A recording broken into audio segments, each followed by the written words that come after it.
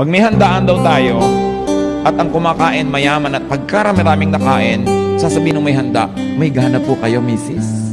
Di ba? May gana kasi mayaman. Ngayon, pag mahirap yung kumakain at maraming kinakain, sabi patay gutom. Pareho lang na may kinakain yon, pero yung iba yung paningin mo sa mayaman at saka sa mahirap. That is oppressive. Di ba yung mga mayaman, pag may mga sakit sa balat, allergy, pag mahirap, galis, buning baligtad, buni, iba-ibang pangalan. It's the same thing. But then we oppress people who are weak or weaker than we are.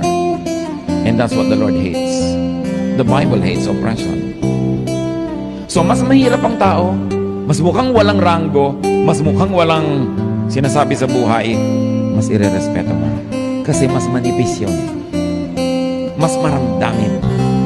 Mas nasasaktan. Ang puso ng Diyos ay para sa mga api at